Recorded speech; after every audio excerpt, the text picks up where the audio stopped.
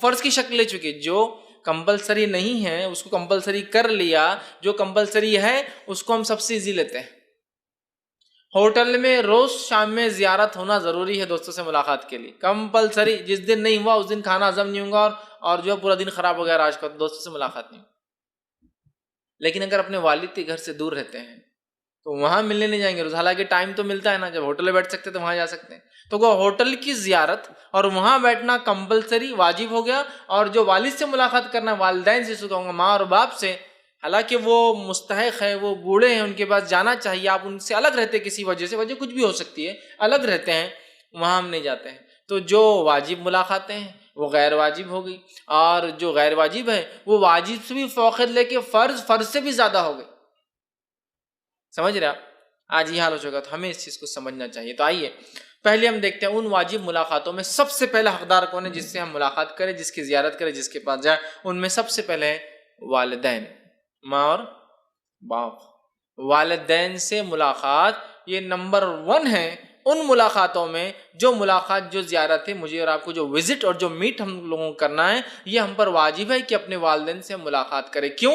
اس لیے کہ اللہ کے اور اس کے رسول کے بعد دنیا میں کسی کا مرتبہ, کسی کا مقام, کسی کی عزت اور کسی کی پھر اطاعت ہے تو وہ والدین ہیں, والد اور والدہ, ماں اور باپ. سمجھ رہا؟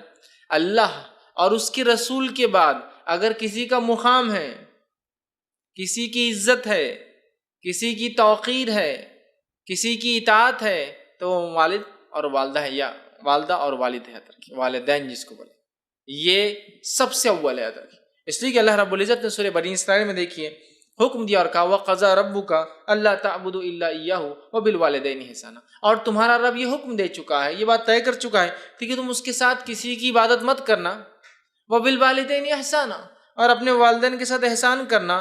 ایک ہی آیت میں ایک کے بعد ایک دونوں لفظ آ گئے.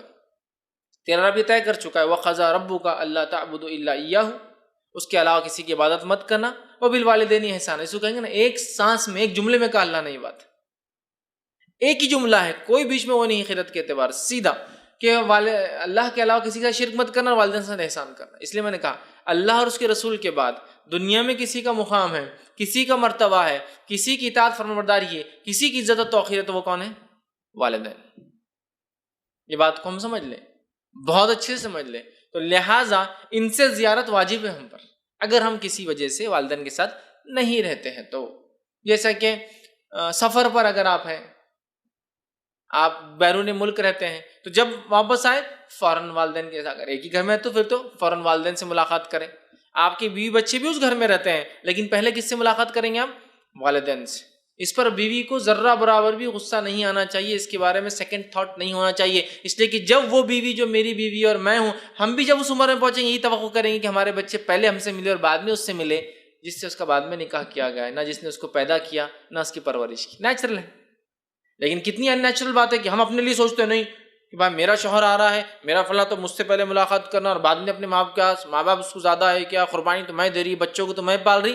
ہاں, تو یہی سوچیے اس شوہر کو بھی کسی اور نہیں پالا ہے, اسی نے اس کو بڑا کیا ہے, تو اس کا حق ہے. اور اس حدیث کو یاد کیجیے جس حدیث میں 3 لوگ غار میں چلے گئے اور ایک پتھر نے آ کے اس غار کا منہ بند کر دیا. تینوں نے کہا اپنی اپنی نیکیوں کو وسیلہ بناؤ. تو ایک نے کہا اللہ میں روز بکریاں چراتا, دودھ دھوتا آنے کے بعد, اور دودھ سب سے پہلے کس کو پلاتا؟ والدین کو. ایک دن میں آیا اور میرے والدین سو گئے تھے, میں نے بکریوں کا دودھ دھویا اور رکا رہا, اور اتنی دیر رکا جب تک کہ وہ اٹھ نہ گئے. اور ایک روایت میں الفاظ ہے وہ صبح فجر تک, مطلب صبح تک نہیں اٹھے. جب صبح انہوں نے آنکھ کھولی میرے بچے بھوک سے بلبلا رہے تھے, پھر بھی میں نے ان کو دودھ نہیں دیا, اپنے والدین کو پہلے دودھ دیا. وہ سیر ہو گئے, پھر ان کو پلایا. اے اللہ یہ کام میں نے تیرے لیے کیا تھا, اگر تو نے قبول کیا تو اس مصیبت کو دور کر. اور پتھر تھوڑا سا ہٹ گیا, پورا نہیں ہٹا, چونکہ اور 2 لوگ تھے انہوں نے بھی کی تو پورا ہٹا, لیکن یہ بھی ایک سبب بنا اس مصیبت کے ہٹنے کا. میں یہ نہیں کہہ رہا ہوں آپ اولاد کو تکلیف دیجیے, ماریے, میں وہ نہیں کہہ رہا. میں کہہ رہا ہوں فرسٹ پریفرنس والدین کو, پہلی ترجیح جو ہے ہمارے جو والدین کو دی جائے گی. تو زیارت میں بھی سب سے پہلے حقدار کون ہے واجب زیارت کے؟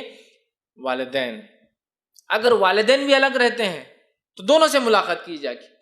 کبھی والدین بھی الگ ہوتے ہیں, طلاق ہوگی ماں باپ میں, ٹھیک ہے, لیکن ماں باپ تو ہے نا, طلاق ہونے سے فرق کیا پڑتا ہے؟ ماں باپ تو ہے, والدہ الگ رہتی ہے, والد الگ رہتے ہیں, تو دونوں الگ رہتے ہیں تو دونوں سے.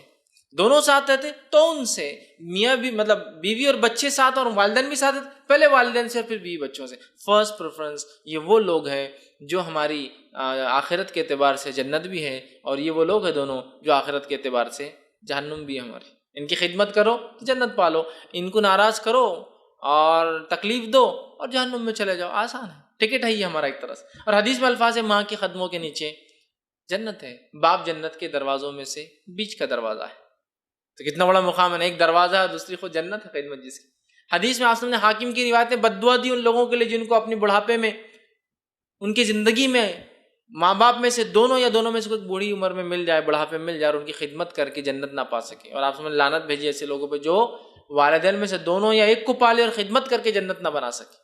اس لیے میں نے کہا پہلی زیارت کا حقدار کون ہے؟ والدین۔ ملاقات کیجیے، جائیے، میل ملاپ کیجیے، حسن سلوک کیجیے، اچھی بات کیجیے، ان پر خرچ کیجیے، ان کی عزت و توقیر کیجیے، انہیں بتائیے کہ ان کا مقام آپ کے نزدیک سب سے اونچا ہے، اللہ اور اس کے رسول کے بعد آپ انہی کی اطاعت اور فرمانبرداری کرتے، ظاہر سی بات ہے اللہ اور اس کے رسول کی فرمانبرداری کے ماتحت ہی ان کی فرمانبرداری ہے، اس کے خلاف تو بات سنی نہیں جائیں گی، ٹھیک ہے؟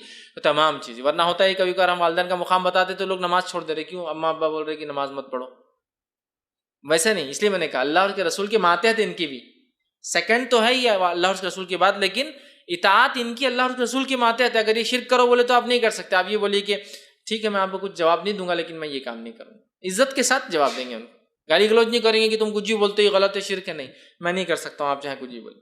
تو ان کی عزت کیجیے، ان کی توقیر کیجیے، ان سے ملاقات کیجیے، ان کے پاس بیٹھیے، ان پر خرچ کیجیے، اپنے وسیلوں سے ان کی کام نکالیے، بیمار ہے تو بیمار پرسی کیجیے، ان پہ خرچ کیجیے، جو کچھ ہو سکتا ہے خدمت کے اعتبار سے ان کے ساتھ کرنا، یہ مجھ پر آپ پر واجب ہے۔ یہ پہلی قسم یاد رکھیے۔